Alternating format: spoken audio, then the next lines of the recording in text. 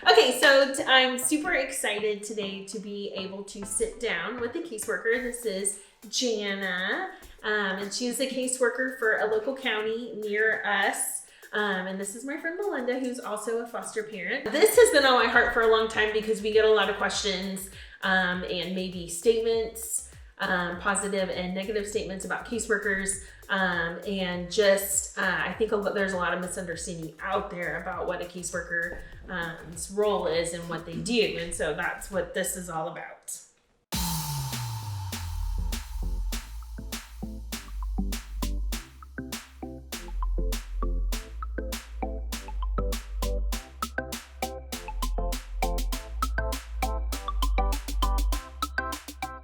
So what is the role of the caseworker? And I don't know that I completely understand that. Like when somebody is hotlined, is that assigned automatically to a caseworker?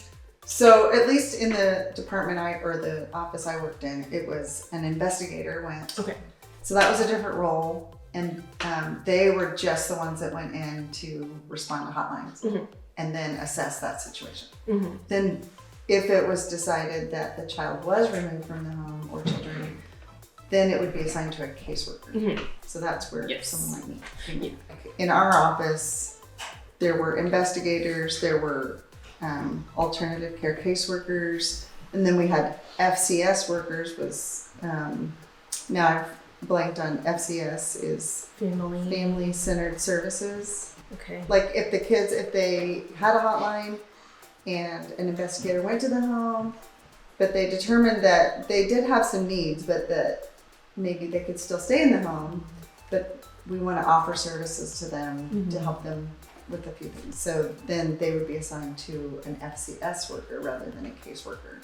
You are supposed to be on our side, but also on the side of the biological parents. So you're like in between, and you're supposed to be on the side of the children. So it's where do your loyalties lie? Really? Right. Yes. You can't. It's like that's what I was telling Crystal. Like if her and I were in an argument and we were going to go to court, we wouldn't hire the same lawyer. We would each have our own. But you're like the lawyer for both sides, which makes it you're stuck. But it's frustrating for us too because we feel like, oh, are you on their side or our side? You know, if there are sides, but you know what I mean. Right. We're told our goal is reunification. That's my job. I'm developing a case for these parents to get the services they need so that they can be a safe and effective parent. And my job is to put those kids back into a safe place until that goal is changed. And so I'm just being completely candid. Like sometimes if you're working with foster parents who, if I know my goal is I have to invest in these parents, these biological parents, I've got to do that. I've got to give them a chance to do it. But if you feel like the foster parents are working against that and they're pushing towards making those parents look bad, or they're pushing towards, because they want to adopt these kids, that's their goal. Their goal isn't reunification. Then that puts the caseworker in a really hard situation because, you're like, and even though you go, these are great people, these kids would be great here, but at my job, I have to do what I've been required to do. Once you're assigned to some children or a child, right? What happens? I would try to meet with those parents. Okay. And I wanted to just hear their story. Like, tell me what you understand just happened. And gosh, that would be so hard. And then to go and meet the child and then the foster parents, and then all the things of like setting up the original or the initial FST and trying to set up, get visits started and just all the logistical things. And then where was this child born? And I have to then go order the birth certificates and social security card and just do all the logistical things. And that's just not my strength. So that was more of a struggle for me. But just as getting foster that parents, we appreciate that because you were the one that set them up with healthcare and, you know, the documents that they needed to be enrolled in school and that sort of thing. I guess I just never really thought about all of the tediousness that would entail. How many did you have on your caseload at one time? So I think I got up to 15, which was about half of what most of the people I was working with had. Were they like some of them sibling groups? Okay. I had one group of 5, and then most of them were 2 or single individual kids. I'm just curious, what did a typical day look like for you? Oh gosh. I don't know that there is a typical day, and everybody kind of ordered their days differently. So I was working from home, and so I kind of got into a routine where I would do, you know, be online, checking like all my emails and like trying to follow up on things the first thing in the morning. Then I usually had like visits. And I think being a newer caseworker, a lot of my cases were new, so they were still supervised visits. I was still supervising. And then a lot of phone calls and scheduling different things. And then I would pick like certain chunks of time where I was doing all the paperwork, so to speak. And so my goal every day was to not finish the day before I had recorded like every supervised visit or every phone call. Because if I knew for me, my scatterbrain, if I waited till the next day, I would be like, what did we talk about? Or because we had to document everything. But like I said, a lot of people had 30 kids. Yeah. And so that was kind of a luxury for me, I think, to be able to, in the day, having all my stuff documented, because I think, you know, it's just not possible sometimes. And so, I mean, part of what I did was just listening to people. And, you know, everybody has a story and everybody's broken to some degree. And so, I felt like that was an important thing for me to do, was just be able to listen to moms and dads and foster parents. So were you able to think of any misconceptions or anything? I mean, I'm sure there's a lot. Well, I think like one thing I had been told is like, even from teachers or different people, they're like, it's so obvious that these kids should not be in this home, and we keep hotlining and they're still there. But then like being in the system and seeing how, you know, a little bit of how that all works, I still was learning. Things are set up for a certain reason, and they're set up for protection and for, I think, with pure motives. All the systems and all the rules. Oftentimes, even I would say, I mean, it seems so obvious, like the bells are going off, like we should remove these kids. But you can't unless you are able to have proof. Like you can't, and on the other side of that, if there is a child like that is being well cared for, but for some reason somebody hotlines them to take revenge or whatever, or there's a complete misunderstanding, you want to make sure that those people are protected from not having their children removed, if that makes sense. So I think it is frustrating, but there has to be some system, some order. Definitely. And one thing I wish that every caseworker could go through the classes that foster parents have to take.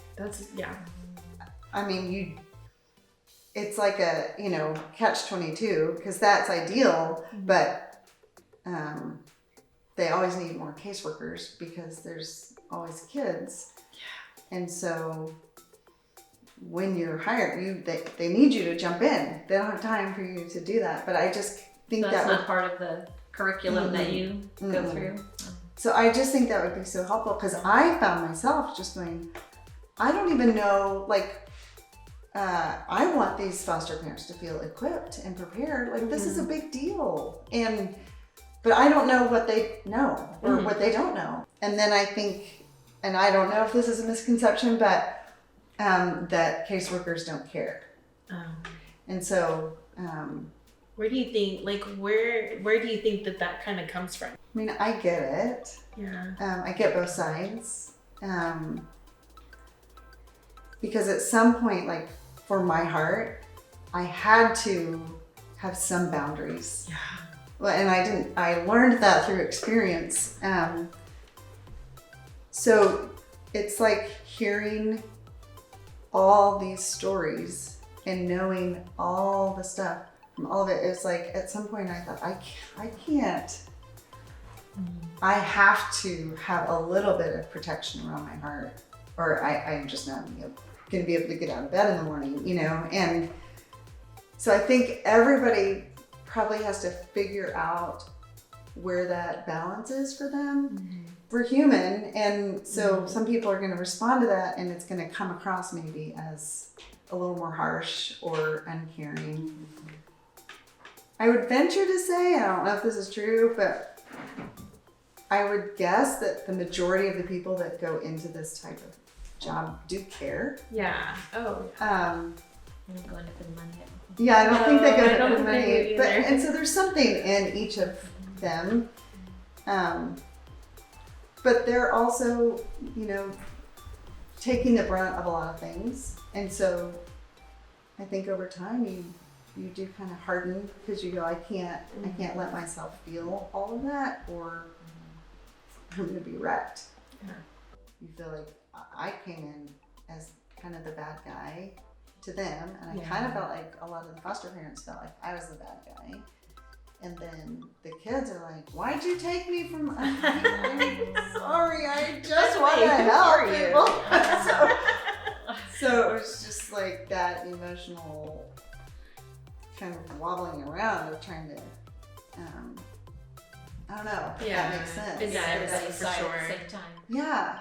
What advice do you have for foster parents? Well, just to being kind to people, you know, and to approach your caseworker how you would want to be approached about something, and just say, hey, is there any information you can give me, any more? Like, I'll just live on every word you can give me, because I just don't know. And I want to love these kids, but just anything you can give me. And I think just approaching it like that rather than, because they may not know. and like, to the point of, there's so much turnover that they're still learning as they go, and they're put in there to be doing the things, and they're learning stuff. Unfortunately, that turnover is so frustrating for foster parents too, because you feel like you've gotten so far in this relationship and this case, and then somebody new walks in, and you feel like you're telling them what's going on, and it's supposed to be the opposite. Yeah. So it can be so frustrating. Yes. And, you know, there's no fault of the caseworkers, because, you know, I get it. things that are out of control. Yeah. Just kind of trying to think through what these kids have been through. So when they're coming into your home,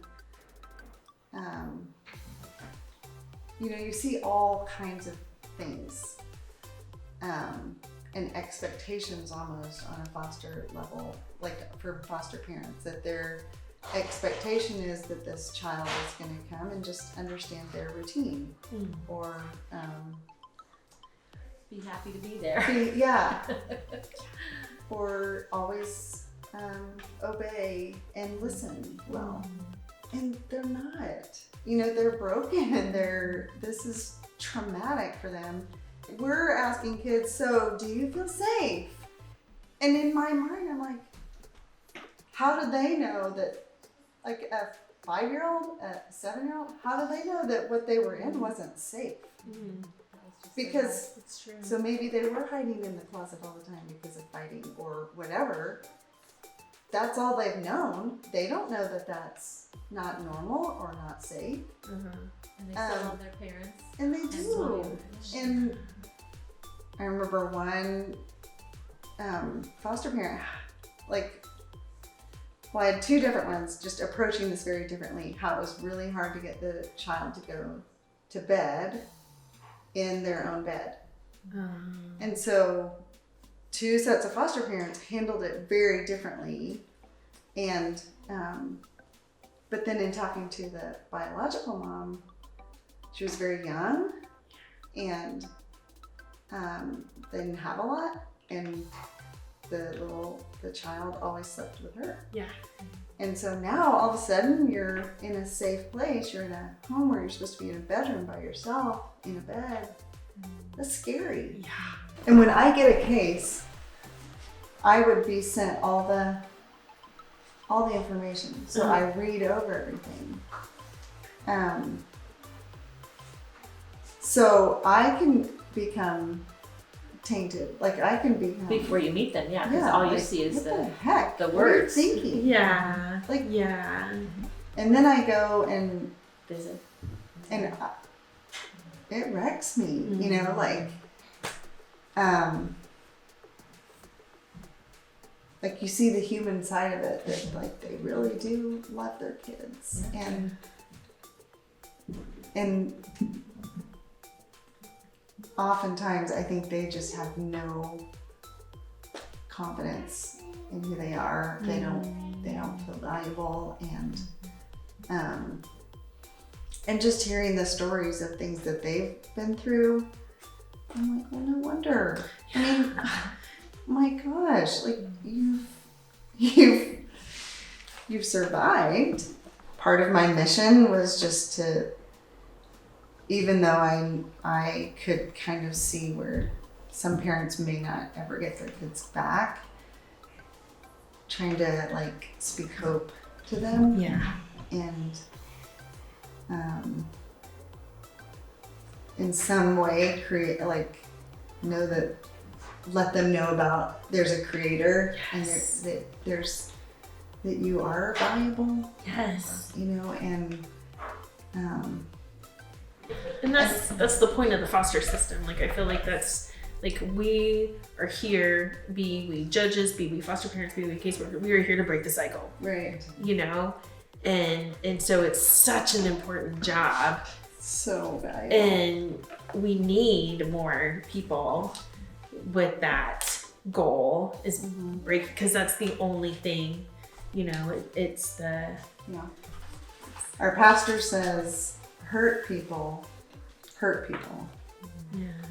but grace people.